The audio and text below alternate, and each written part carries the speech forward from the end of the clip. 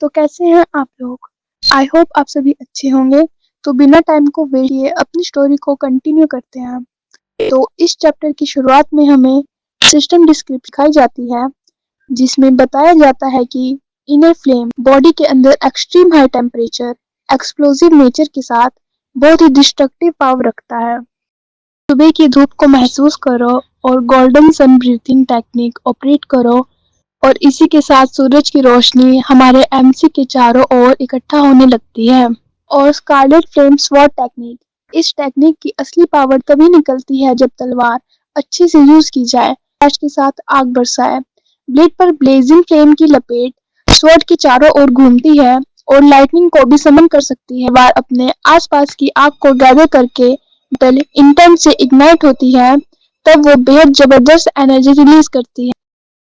पकड़कर बोलता है, ये एक्स कल के मुकाबले आज ज्यादा हल्की लग रही है। और ये कल्टीवेशन बिल्कुल ऐसा है जैसे किसी वुड को चॉप करना, बट जो चीज कम मैटर करती है वो है परसिस्टेंस। इतना कहने के साथ ही वो अपनी एक्स जो यूज कर रहा है, जिससे बहुत ज्यादा एनर्जी जनरेट होती है, तभी एक नोटिफिकेशन शो होता है। हमारे एमसी को बताया जाता है, आपने सक्सेसफुली गोस्ट एक्स रैम को 2 स्टार पर अपग्रेड कर दिया है।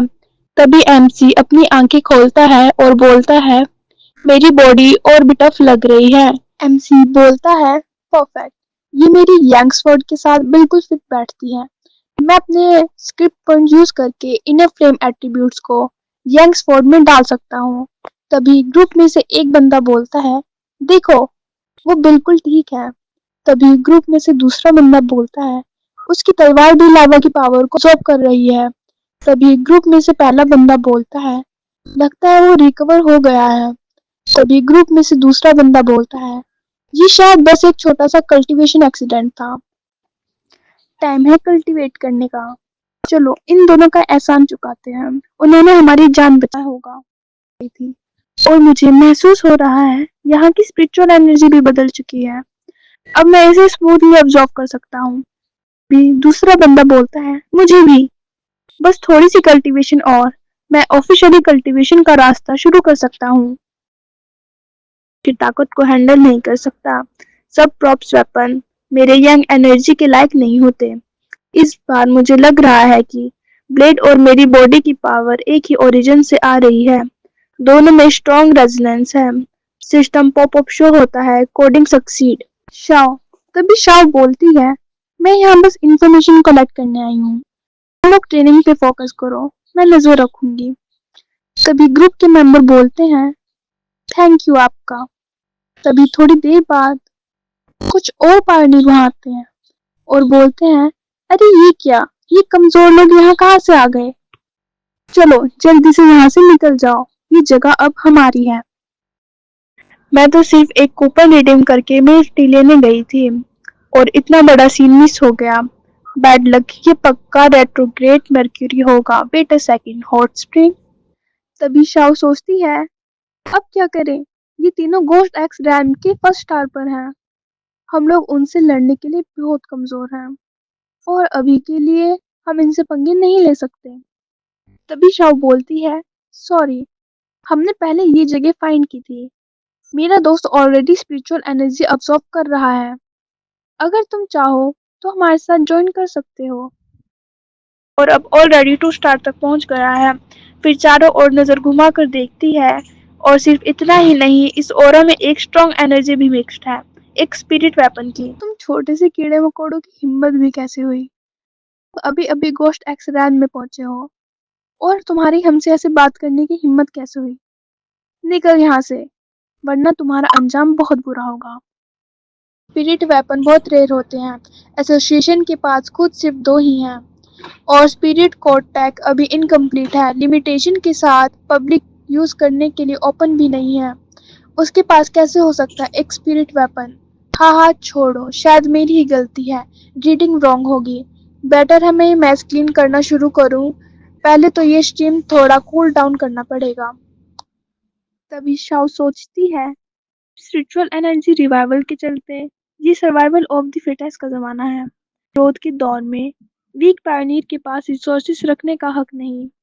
लेकिन शिया नेशन इस सिचुएशन को हमेशा जारी नहीं रहने देगी। मैं एसोसिएशन की मेंबर हूँ, मुझे कुछ करना पड़ेगा। भी हमारा एमसी उन लोगों के बीच में से आते हुए बोलता है, ओ, तो ये बस एक बड़ा और डरावना आदमी जो कि बस छोटी लड़कियों को बुली करते हैं। एमसी बताता है कि कल्टीवेशन वर्ल्ड ऐसा ही है, स्ट्रॉन्ग वीक को दबाते हैं, इसलिए इनको समझाना और इनसे बात करना कोई भी काम नहीं आने वाला। फिर हमारा वो स्वॉर्ड स्लैश अभी पूरी तरह से खतरनाक था। तभी एमसी बताता है कि ना, वो लोग हद पार कर रहे थे बस। लगता है अभी सब अपनी कल्टीवेशन कंप्लीट कर चुके हैं, चले।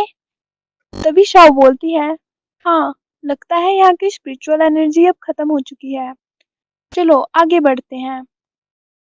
चुप हो जाए। तभी एमसी मैसेज का रिप्लाई देता है, मैं भी नया बंदा हूँ और मुझे इसके बारे में ज्यादा नहीं पता। तभी वो रैंडम पर्सन बोलता है, ग्रेट, तो तुम्हारा कल्टीवेशन कैसा चल रहा है ब्रो? क्या कोई रैंक रीच किया? वो बॉडी टेम्परिंग डिवाइन एक्स तो बहुत हार्ड है। वैसे र्यूमर है कि नेशनल टीम के बिग शॉट्स भी अभी सिर्फ कोस्ट एक्स रैंक तक ही पहुंचे हैं। वो देखा जाए तो हम उतने भी पीछे नहीं हैं। तभी एमसी रिप्लाई करता है, ये तो सच में बहुत अच्छी बात है। तभी सीन शिफ्ट होता है और हमें spiritual energy cultivation association office दिखाई जाती है, जहाँ कोई शाव से बोलती है, तुम कह रही हो एक और हाई एट्रीब्यूट वाला बंदा सामने आया है? तभी शाव बोलती है, what do you mean another? तुम कहना क्या चाह रही हो? तभी उस लड़की के पीछे कमांडर को दिखाया जाता है। वो लड़की शाव से नर्वस होते हुए बोलती है, अरे कुछ नहीं कुछ नहीं। तभी शाव बोलती है, मैंने अपनी रिपोर्ट और सभी डॉक्यूमेंट सबमिट कर दी है। अगर कोई और अपडेट मिलेगी उस बंदे के बारे में तो मैं तुरंत से इन्फॉर्म करूंगी। तभी उसे वो लड़की बोलती है, क्या हम सीरियसली इतने लगाओ? मन में सोचती है, अगर वो स्वॉर्ड स्ट्राइक सच में लग जाता तो यहाँ सिर्फ जली हुई लाशें पड़ी होती उन लोगों की। और ये बंदा डेफिनेटली टॉप टियर पायनियर है, high level attribute, insane talent combo. मुझे ये ऑर्गेनाइजेशन को रिपोर्ट करना होगा। स्टिक दिखाई जाती है। तभी फर्स्ट पर्सन बोलता है, ओनली तेरा दोस्त कब तक आएगा? तभी ओनली बोलता है, बस आ ही रहा है, बोला था रास्ते में है। तभी फर्स्ट पर्सन बोलता है, शाओ, तुम्हारा मैप और इंटेल के बिना तो ये जगह कभी भी नहीं मिलती, बहुत डिटेल में बनाया तूने। शाओ हल्के से स्माइल करते हुए, ना ना ऐसा कुछ नहीं है, by the way thank you guys for coming, अंदर जाने के बाद सबको एक दूसरे का ध्यान रखना होगा। तभी सीन शिफ्ट होता है और हमें सिटी के अंदर का सीन दिखाया जाए और कोई पर्सन बोलता है, देखो वो बंदा कितना हैंडसम लग रहा है। तभी दूसरा बंदा बोलता है, उसकी स्पॉट वाली प्रॉप कितनी रियल लग रही है, उसकी प्रेजेंस ही अलग है। यार पूछो क्या उससे कि वो आखिर क्या खाता है। तभी एक बंदा बोलता है, वो सच में तभी हमारा एमसी अपने फोन में नोटिफिकेशन को चेक करता है, जहाँ पे बहुत सारे मैसेज आए हैं। कल्टीवेशन नोवेल तो सच हो गया, हजारों साल पुरानी गुफा से गोल्डन लाइट बाहर आ रही है और पर्पल एनर्जी। और एक एनोनिमस सोर्स का कहना है कि एक बड़ा सा ब्लेड लेकर कोई आदमी यहाँ कल्टीवेशन कर रहा था और उसने सबको भगा दिया। तभी एमसी सोचता है, ये सब इंटरनल फ्लेम की वजह से हुआ, मैं थोड़ा केयरलेस हो गया था। जब 2000 डिग्री सेल्सियस की पावर इरप्ट होगी तो कुछ ना कुछ तो होगा। और ऊपर से इतनी ज्यादा यांग टाइप स्पिरिचुअल एनर्जी अब्सॉर्ब कर चुका हूँ कि बस गोल्डन सन ब्रीथिंग टेक्निक का एक और साइकिल और शायद एक और ब्रेक थ्रू हो जाए। मेरे पास सोचने का टाइम नहीं, सीधा बैक माउंटेन चलता हूँ। फिर सीन शिफ्ट होता है और 5 मिनट बाद फैंग अपने घर के पीछे वाले पहाड़ पर दिखाया जाता है। तभी हमें वो फीमेल कैरेक्टर दिखाई जाती है जो वहां से सभी एविडेंस को हटा रही थी। और वो, मैं थोड़ा केयरलेस हो गया था। जब 2000 डिग्री सेल्सियस की पावर इरप्ट होगी तो कुछ ना कुछ तो होगा ही। और और ऊपर से इतनी ज्यादा यांग टाइप स्पिरिचुअल एनर्जी अब्सॉर्ब कर चुका हूँ कि बस गोल्डन सन ब्रीथिंग टेक्निक का एक और साइकिल और शायद एक और ब्रेक थ्रू हो जाए। मेरे पास सोचने का टाइम नहीं। तभी हमें वो फीमेल कैरेक्टर दिखाई जाती है जो वहां पर सभी एविडेंस हटा रही थी। और वो उदास होते हुए खुद से बोलती है, तुम तो गार्डन रिस्टोरेशन एक्सपर्ट हो, स्वीट किंगिंग। और आखिरकार ये काम भी खत्म हो गया। मैं थोड़ा केयरलेस हो गया था। जब 2000 डिग्री सेल्सियस की पावर इरप्ट होगी तो कुछ ना कुछ तो होगा ही। और और ऊपर से इतनी ज्यादा ये। तभी अचानक से वहां बहुत ज्यादा रोशनी हो जाती है और वो लड़की बोलती है, ये क्या हो रहा है? इतनी जबरदस्त एनर्जी, आखिर कौन है उन पहाड़ों में? रुको, ये क्या? क्या ये 3 स्टार गोस्ट एक्स रैंक में पहुंचने वाला है?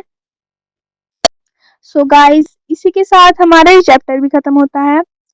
और हाँ यार, इन वीडियोस को बनाने में बहुत ही ज्यादा टाइम लगता है। अगर आपको मेरी वीडियोस अच्छी लग रही हैं तो लाइक एंड सब्सक्राइब करना ना भूलें। अब हम मिलेंगे नेक्स्ट चैप्टर में। तब तक के लिए take care and bye bye.